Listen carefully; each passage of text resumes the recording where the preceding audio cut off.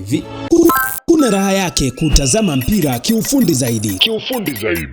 Kuna raha yake kujua ubora wa mbinu na udhaifu wa kila timu. Wa kwanza kujua ni nini makocha wa timu zote mbili wanafanya ndani ya dakika 90. Ujuzi huu utaupata kupitia hapa Soka Data, na mwingine mwingi zaidi utaupata kupitia kitabu chetu cha sanaa ya kushambulia kwa kushtukiza. Msimu huu tumekuja na ofa kubwa haijawahi kutokea.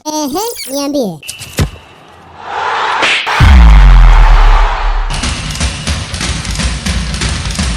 Ukinunua kitabu chetu tutakupa application itakayokuwezesha kupata vitabu vingine zaidi ya 100 vya soka. Msimu huu usipokuwa na jicho la kiufundi, basi bora uache kufuatilia mpira. Kwa shilingi 10,000 pekee utapata nakala yako papo hapo. Piga simu au tuma ujumbe mfupi kupitia WhatsApp kwa 0627532401. Kumbuka, hii ni ofa, wahi leo kabla haijaisha. Libase Gweye uwanjani.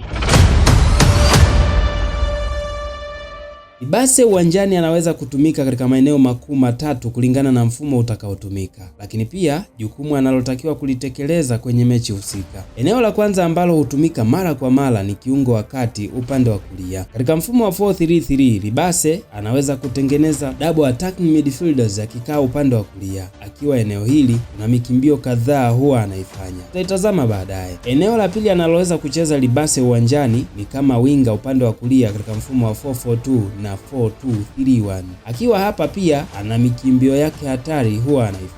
Eneo la mwisho ni wing forward upande wa kulia katika mfumo wa 4-3-3, ambapo hukaa pembeni kabisa na juu ya uwanja. Huko huhakikisha anakuwa wa moto kwa kuitanua safu ya ulinzi ya upinzani na kupiga krosi. Hadi kufikia hapa utakuwa umeona kuwa Libase ni kiungo, ni winga, ni mshambuliaji wa pembeni, lakini kubwa zaidi ni kwamba Libase anatumika zaidi upande wa kulia na wala sio kushoto. Hii inamaanisha kwa mguu anaotumia ni rahisi kwake kupiga mashuti langoni na kupiga pasi za ndani ambazo mara nyingi huwa ni hatari.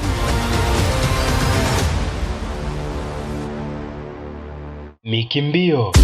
Sifa kuu inayombeba Libase ni kasi akiwa na mpira na hata bila mpira. Kasi yake humfanya kuwa hatari pindi anapokutana na walinzi wa upinzani. Katika mifumo na maeneo yote anayocheza, Libase hufanya mikimbio ya aina kuu tatu. Kwanza ni kushambulia pembeni mwa uwanja kama winga. Libase huhakikisha anafika mwisho wa uwanja na kupiga krosi. Lakini pia hata kama anatokea katikati kama kiungo mshambuliaji kulia, kukimbilia pembeni na kupiga krosi. Aina nyingine ya mikimbio ni ya kutoka pembeni na kuingia ndani. Hii hutokea kwa kupiga 1-2 na mlinzi wa pembeni aliyekwisha overlap, kisha yeye huingia ndani. Mikimbio mingine muhimu ambayo huwa anaifanya ni ya kiulinzi, ambapo akiwa katika upande wake wa kulia, Libase ana uwezo wa kunusa shambulizi na kurudi haraka katika ukanda wake na kufanya recovery. Mtazame Libase kwenye kila mfumo na mikimbio yake.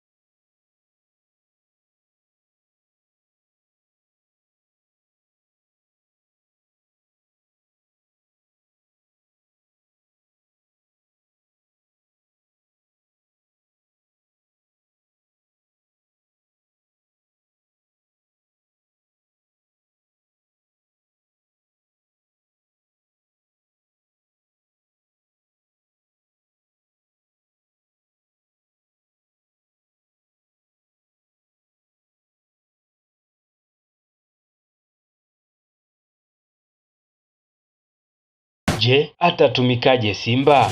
Ujio wa Libase ni safari ya vita ya kinamba na Mwafrika Kusini Neo Maema, lakini pia huenda ikawa combination nzuri ya left footers kati yake na Morris Abraham. Nisikilize hapa kwa makini. Kuna tofauti ndogo sana kati ya Morris Abraham na Libase. Morris ni kiungo mchezeshaji zaidi, Libase ni kiungo mshambuliaji zaidi. Libase anapenda kuwatia wapinzani kashikashi muda wote, akiamua kufungua turbo huifungua hadi mwisho. Morris akili yake kubwa ipo kwenye kupiga pasi za za kumfikia mshambuliaji kwenye eneo zuri na hata kufunga, na mara kadhaa akipata nafasi ya kufunga hufanya hivyo, lakini sio kipaumbele chake muhimu. Kwa Simba ya Steve Barker anaweza kutumika zaidi kama winga kwenye mfumo wa 4-4-2 au kama kiungo wa pembeni kulia kwenye mfumo wa 4-2-3-1. Kasi yake na ubunifu vinaweza mfanya akatumika vizuri zaidi kama wing forward au kiungo wa ushambuliaji nyuma ya mshambuliaji anayetokea zaidi upande wa kulia.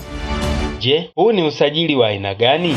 Kiwango cha Libase sio kiwango cha kutisha sana, lakini tunaposema upana wa kikosi, maana yake kwenye kila nafasi ya uchezaji unatakiwa kuwa na wachezaji zaidi ya mmoja mwenye uwezo sawa na yule anayeanza kwenye kikosi cha kwanza. Vuta picha, una Kibu Denis Prosper, Joshua Mutale, una Neo Maema, una Elim Panzu Kibisawala, una Morris Abraham na bado unamleta Libase. Maana yake unatafuta squad depth pekee. Simba wanataka akitoka Morris Abraham anaingia Libase, na akitoka Libase anaingia Kibu Denis. Toa moto, ingiza moto.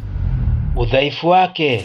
Udhaifu mkubwa wa Libase ni kung'ang'ania kupita kwenye maeneo magumu kupitika. Ipo hivi, kwenye mpira kuna wakati mchezaji anatakiwa kutoa pasi ili timu iweze kuvuka ukanda fulani kwenda ukanda mwingine wa mbele zaidi. Libase mara kadhaa